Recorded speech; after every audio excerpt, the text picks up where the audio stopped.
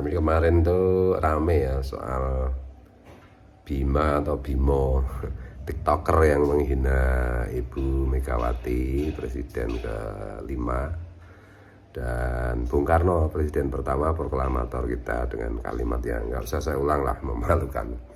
Dan juga ada peristiwa seorang oknum anggota TNI yang menjejakkan kakinya ke ibu-ibu dan sudah minta maaf juga, alhamdulillah.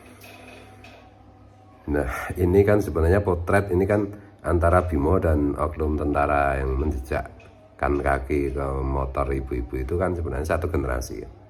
Satu generasi kira-kira ya generasi usia 20-an lah, 20-an 25 ke bawah lah.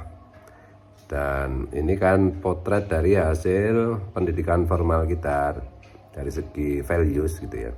Karena dua-duanya kan bukan alumni pesantren gitu. Jadi pendidikan value-nya itu tentu saja yang pertama dari pendidikan formal dan tentu saja dari lingkungan keluarga dan masyarakat. Dan kalau dari lingkungan masyarakat tentu saja karena ada sosial media sedemikian rupa ya kita tidak bisa terlalu berharap anak-anak kita itu, anak-anak muda itu mendapatkan values yang pas gitu ya, yang sesuai dengan akhlakul karimah. Itu hampir mustahil karena ya radikalisme dan intoleransi itu udah demikian rupa kalau tokoh-tokohnya ngajari untuk nggak berakhlak.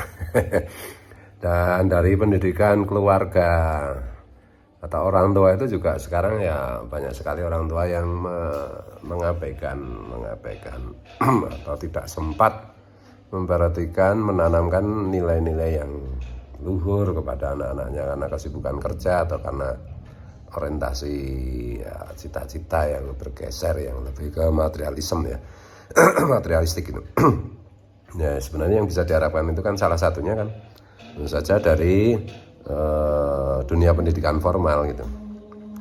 Nah sayang sekali bahwa sudah terlalu banyak yang bicara mengenai apa itu dunia pendidikan formal hari ini gitu, bahwa kalau secara garis besar itu seharusnya pendidikan formal kita itu menjadi bertugas untuk transfer of knowledge dan transfer of values. Itu transfer values-nya itu transfer nilai-nilai, transfer akhlaknya itu nggak berjalan dengan jangan yang seperti harapan masyarakat gitu.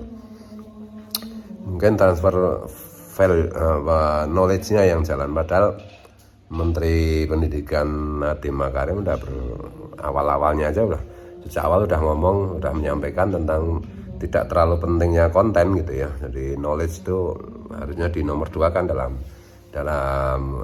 situasi sekarang ini, di mana knowledge itu bisa diperoleh dari HP gitu.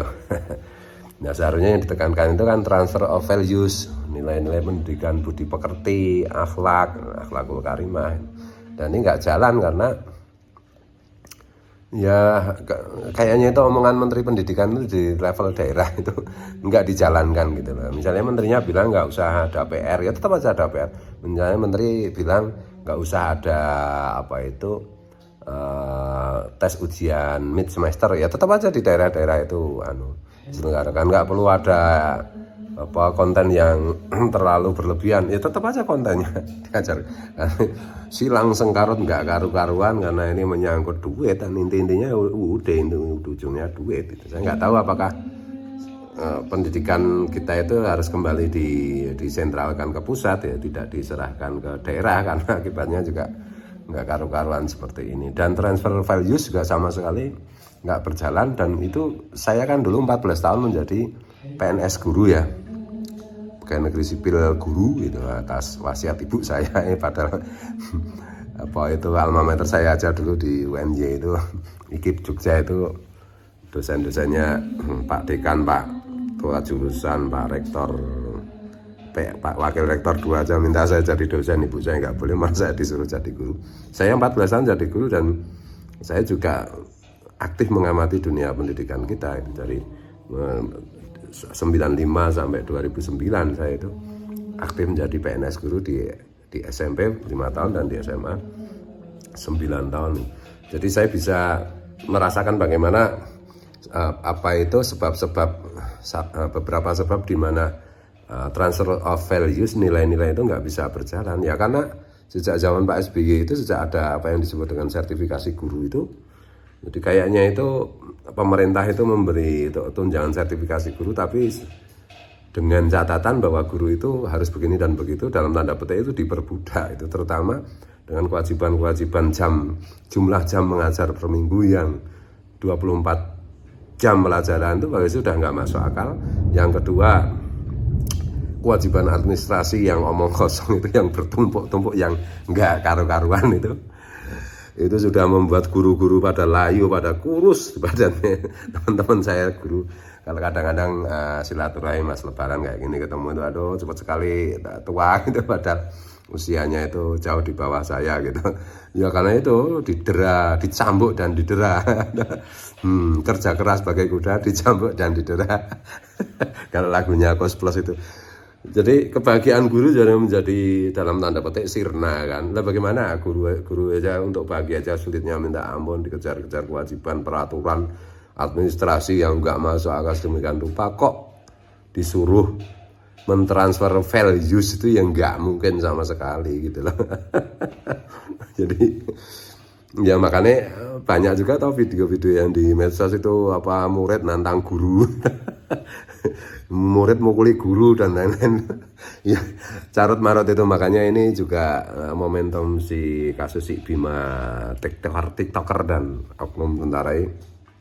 Mungkin perlu Pak Nadiem Makarim dan semua stakeholder dunia pendidikan dan semua saja yang peduli dengan pendidikan formal kita, mbok, ini dijadikan momentum untuk mengubah bahwa sekolah itu yang penting hari ini itu bukan mengajarkan knowledge, tapi mengajarkan values, nilai-nilai budi pekerti yang sesuai dengan falsafah bangsa dan negara kita gitu. Kalau sesuai dengan falsafah bangsa dan negara kita kan pasti sesuai dengan apa itu jenenge ajaran semua agama, karena falsafah bangsa kita itu adalah saripati dari ajaran semua agama yang ada di Indonesia gitu loh. Jadi apa Bimo maupun si oknum anggota TNI yang masih muda yang jejak itu ya sebenarnya itu adalah apa itu akibat yang terakhir gitu yang jadi buntutnya aja, kepalanya itu kan semua seperti yang saya sampaikan tadi itu. Jadi gimana ya, makanya saya bilang kepada anak-anak di pesantren saya itu, terutama yang sudah hafal Quran itu ya, hafal Quran itu penting, tapi jauh lebih penting itu kamu tahu tentang nilai-nilai akhlakul karimah itu. Ya, pinter itu penting, tapi akhlakul karimah itu adalah kunci kesuksesan. Saya berulang-ulang menyampaikan itu. Pinter itu penting, tapi kunci masuk surga itu adalah budi pekerti yang luhur. Saya tekankan benar itu. Jadi, dan juga mungkin juga apa ya, akibat dari apa ya, dakwah. Nah, ini karena saya juga mengamati dunia dakwah, dimana banyak sekarang itu trennya kalau di kota-kota itu kan dakwahnya itu kan dakwah politik gitu. Dan dakwah fikih yang rigid, yang ketat ya, dakwah akhlaknya kurang, padahal innama bungistu li utamima makarimal akhlak, sungguh aku ini diutus untuk menyempurnakan akhlak, bukan untuk ngatur-ngatur detail sedemikian rupa. Jadi kira-kira gitu ya, oke.